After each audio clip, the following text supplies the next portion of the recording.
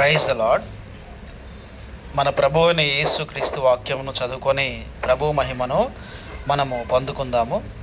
దయచేసి పరిశుద్ధ గ్రంథం తీసి ఈరోజు వాక్యం చదువుకుందాము. కొత్త నిబంధన నుండి దయచేసి మీరు కూడాను నాతో పాటు వాక్యం చదవండి, శ్రద్ధగా వినండి. క్రొత్త నిబంధన నుండి 1 పేతురు 2వ అధ్యాయము 12వ వచనం. 1 పేతురు 2వ అధ్యాయం 12వ వచనం. అన్యజనులు మిమ్మును ఏ విషయంలో దుర్మార్గులని దూషింతురో ఆ విషయంలో వారు మీ సత్క్రియలను చూచి వాటిని బట్టి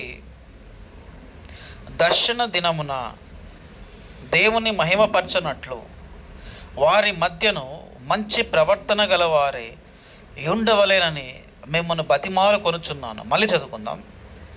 అన్యజనులు మిమ్మను ఏ విషయంలో దుర్మార్గులని దూషింతురో ఆ విషయంలో వారు మీ సత్క్రియలను చూచి వాటిని బట్టి దర్శన దినమున దేవుణ్ణి మహిమపరచునట్లు వారి మధ్యను మంచి ప్రవర్తన గలవారే ఉండవలేనని మిమ్మల్ని బతిమాలు కొనుచున్నాను. ప్రభు అనే దేవుడు చాలా స్పష్టంగా ఇక్కడ అన్యజనులు అంటే ఎవరు అంటే అర్థమైందంటే అన్య దేశస్థులు అంటే యూదులు కానివారు అని పక్క మాట.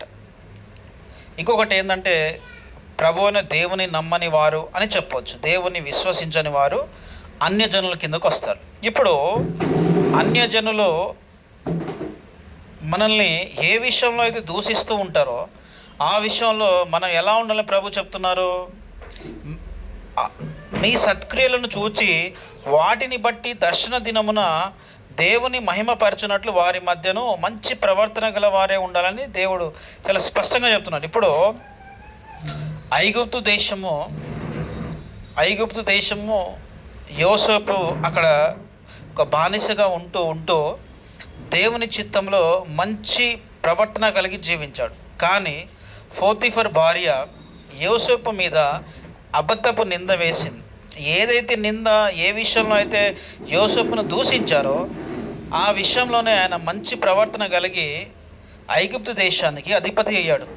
ఆ క్షణంలో యోసేపును బట్టి యోసేపులో ఉన్న ఆత్మను బట్టి అక్కడ ఫరో మిగిలిన వాళ్ళందరూ కూడాను ఆయనలో ఉన్న యోసేపులో ఉన్న దేవుని ఆత్మని బట్టి ఆయన్ని మహిమపరిచారు. కాబట్టి దేవుడు చెప్పేది ఏంటంటే మిమ్మల్ని కూడా ఎవరైనా సరే మీరు మంచి ప్రవర్తన కలిగి మిమ్మల్ని ఎవరైనా దూషించారనుకోండి, మీరు ఏ ప్రవర్తనలో ఉన్నారో క్రీస్తు ప్రవర్తన అలానే ఉండండి.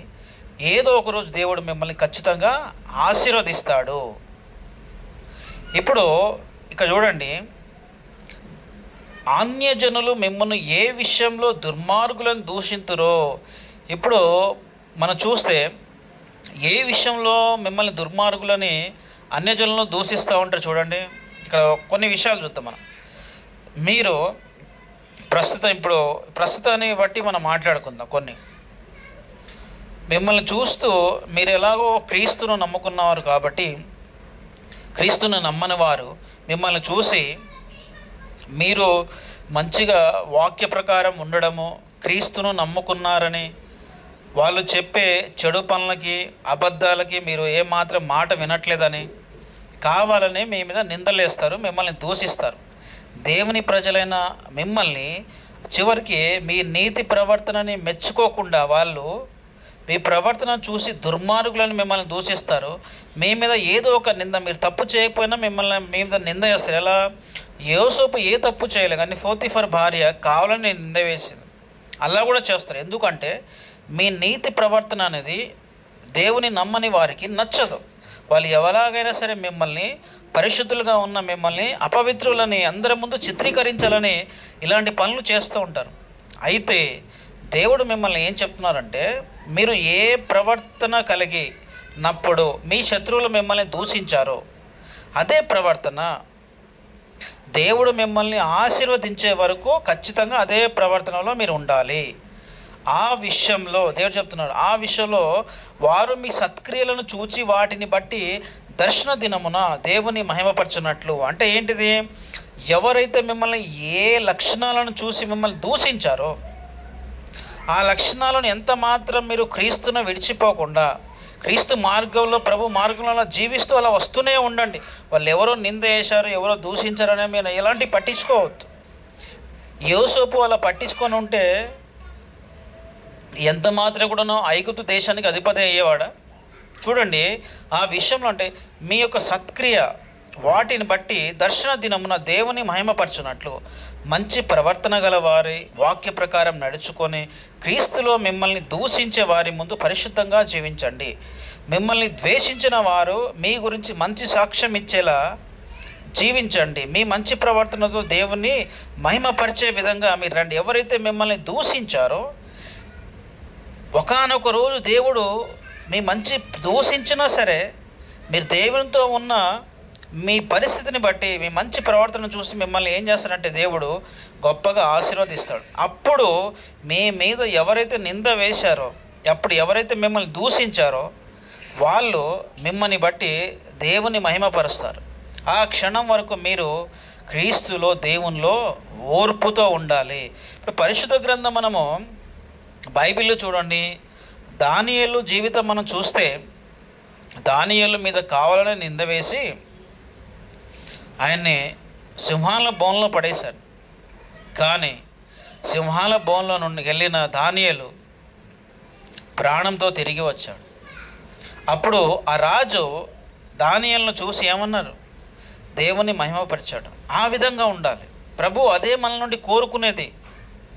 ఎవరో మన మీద దూషించారని, ఎవరో మనల్ని తిట్టారని మనం క్రీస్తు మార్గం నుండి పోకూడదు.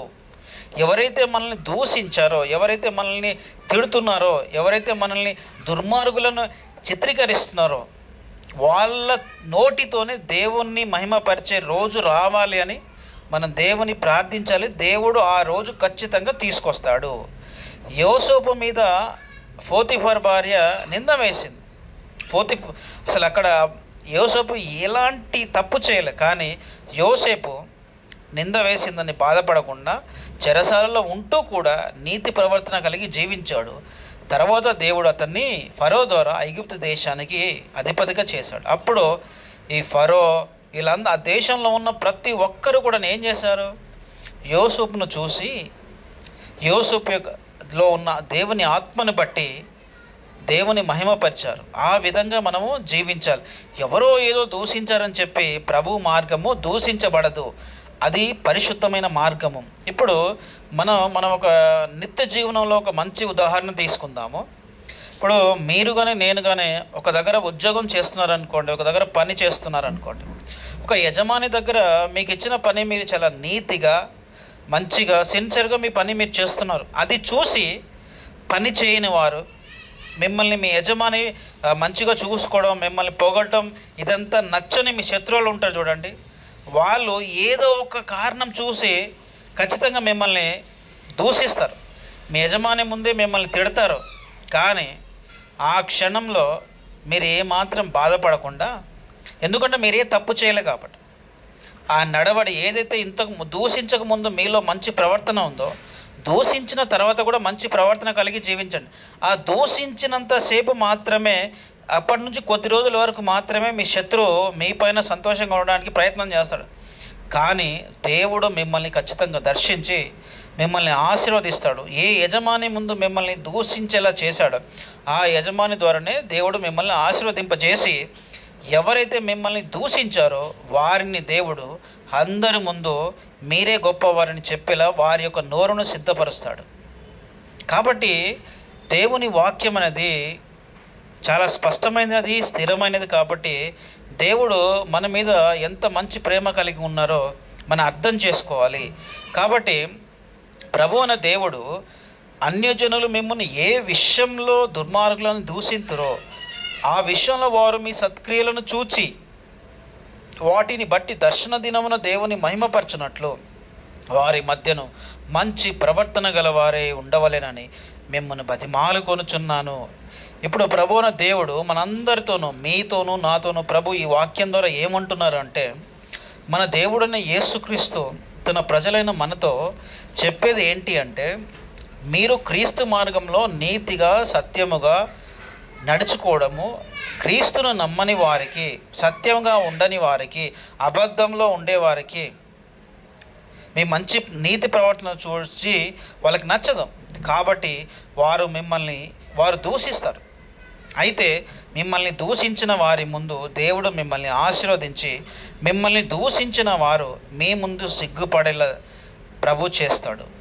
మీ ద్వారా దేవుడు మహిమపరుస్తాడు. మిమ్మల్ని దూషించిన వారే మిమ్మల్ని పొగడేలా దేవుడు చేస్తాడు.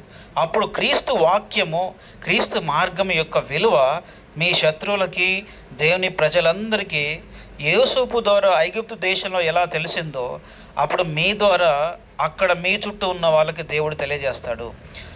ఇది దేవుడు ఈ వాక్యం ద్వారా మీకు చెప్తున్నది. క్రీస్తు సువార్త సమస్త ప్రజలకి చేరునుగాక. మరియు క్రీస్తు ఆత్మ మీకు ఎల్లప్పుడూ తోడుగా ఉండునుగాక. యేసు పేరట ఆమెన్.